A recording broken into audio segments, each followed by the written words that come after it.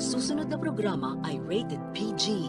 Ito ay nangangailangan ng patnubay at gabay ng magulang para sa mga batang manonood.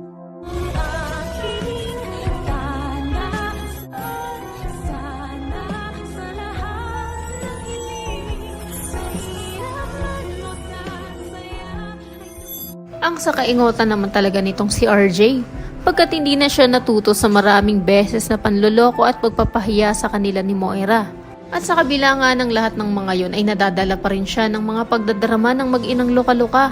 Lalo na ngayon na nagpaluwal si Moira ng 10 million pesos para sa ransom money ay parang ang lagay sila pa ang may utang na loob sa bruha. Samantalang kay Moira din naman mapupunta ang 30% ng ransom money na ibabayad nila. Kaya naman nang pumunta na nga si RJ sa transaction place nila ay pinaglaruan lang siya ng luka-luka.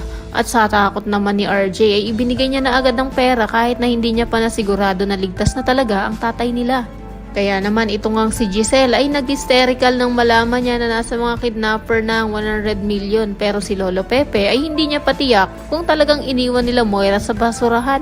Grabe na talaga itong si Derek. Enjoy na enjoy pang pagmukaing mga engot ang mga bida samantalang mga genius doctor pakuno ang mga ito. Kaya patunay lang na mas mautak pa rin talaga itong si Moira at Zoe. Kasi naman dapat diniretso na agad sa kulungan itong si Moira nung nalaman pa lang ni RJ na ang bruha talaga ang tumulak sa kanya sa hagdan. Nakinonsinti din naman ng walang hiya at walang utang na loob na si Zoe. Pero kung inaakala naman ni Moira na basta-basta na lang silang makakasibat ng walang sabit ay nagkakamali sila. Dahil bukod sa nakita siya ng magkaibigang sina Ivan at Karen na kahina-hinala ang itsura. Pagkat mukha nga itong labandera habang may kinakausap sa cellphone, ito namang si Valahadja ay nakasalubong din ni Annalyn.